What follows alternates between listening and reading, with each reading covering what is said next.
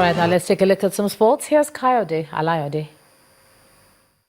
This is the ultimate redefined for men.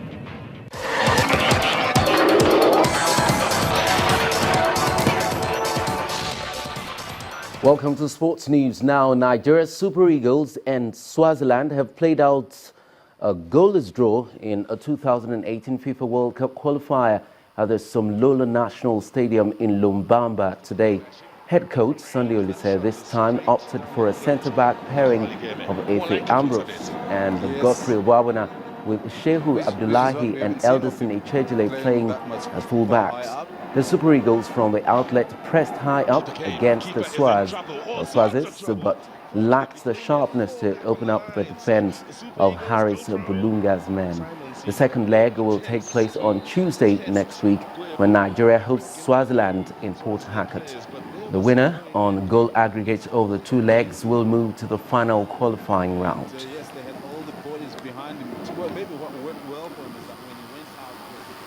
And FIFA's Ethics Committee has fined the president of Spain's Football Association and banned two Congolese officials for 6 months after he violated rules.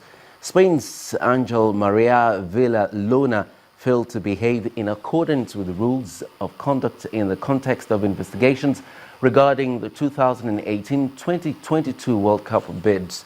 Jean-Guy Blaise Mayolas, the vice president of the Congolese Football Association, and Baji Mombo Wantete, general secretary of FECOFOOT, got temporary bans for violating rules on offering and accepting gifts. Moving on to tennis, Novak Djokovic has been drawn against Roger Federer in the group stage of the ATP World Tour Finals. The world number one started separately in the Stan Smith group and was joined by his Swiss rival, as well as Thomas Berdych and Kei Nishikori. Meanwhile, Andy Murray will play alongside Stan Wawrinka, Rafael Nadal and David Ferrer. The season-ending tournament starts on Sunday at the O2 Arena in London.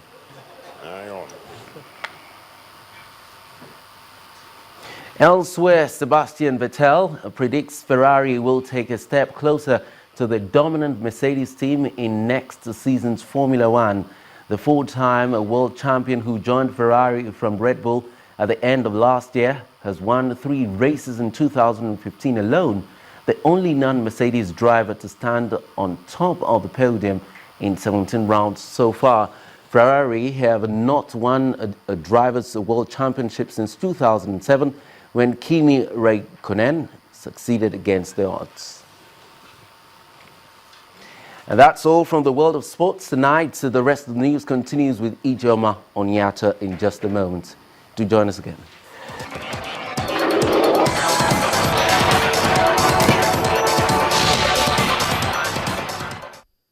This is the ultimate redefined for men.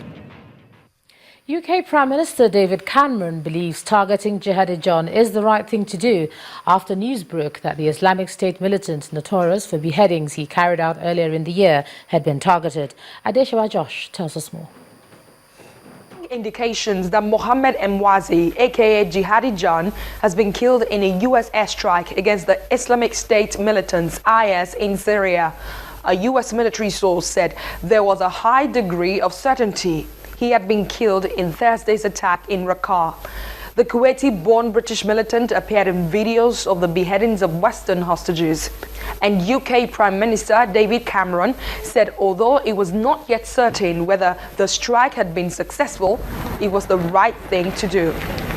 Meanwhile, Kurdish fighters have regained control of the strategic Iraqi town of Sinjar, which had been held by Islamic State militants since last year. Some 7,500 Iraqi Kurdish fighters, backed by Yazidi militias and Turkish Kurdistan Workers' Party PKK rebels, are taking part in the offensive. IS had killed and enslaved thousands of Yazidis in the town. The United Kingdom has signed a deal with Ghana for the transfer of prisoners between the two countries. What this means, citizens of one country who commit crimes in the other will serve sentences in their homeland. International Development Minister Grant Shapps said removing foreign national offenders was a key priority for the British government. There are currently 96 Ghana nationals in British jails. That's the foreign news wrap-up. Ijoma. Thanks a lot, Adeshawa. Well, organizers of the popular musical Saro have assembled an over 70-man cast for another musical called Waka. Here's Mayowa Hugundele with more. Many thanks. On Entertainment News tonight, pioneers of Nigerian hip-hop, including Tony Tetwila, Style Plus and 4Play have converged on Lagos to give fans a one-of-a-kind show at the greatest of all times concert. Entertainment News on Channels Television caught up with the stars in the studio as they get themselves in top shape for the concert. Organizers of the popular musical Saro have assembled an over 70-man crew for the production of a new project, Waka, which chronicles the journey of 6 friends. The musical, which features dancers, actors and singers, seeks to bring a revival in the contemporary form to theater and stage production in Nigeria.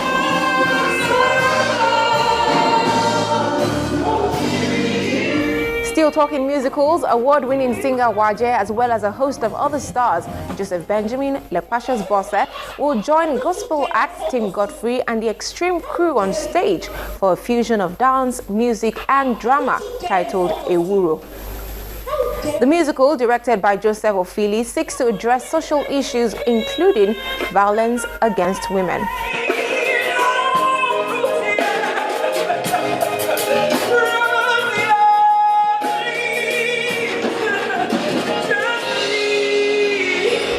American R&B king R. Kelly is set to drop his 13th studio album, The Buffet, in which he features Nigerian pop star Wizkid. R. Kelly unveiled the album tracklist, which shows he has a single with Ojuele Bakruna on the 14th track of the album's deluxe edition. The single is titled I Just Want to Thank You and will be released with a full body of work, which also features top American singers including Jeremy and rapper Lil Wayne. That's it on entertainment. Let's head back to the main news. Thanks a lot, Mayowa. And the main news again. The President, Muhammadu Buhari, has honored wounded soldiers of the Nigerian Army in Yola, the Adamawa state capital. The President also paid a visit to the internally displaced persons in the state, where he assured them of the government's plans to resettle them. Well, that's the news at 10 tonight. Thanks a lot for staying with us. I'm Ijoma Bunyato. You have a great weekend. Good night.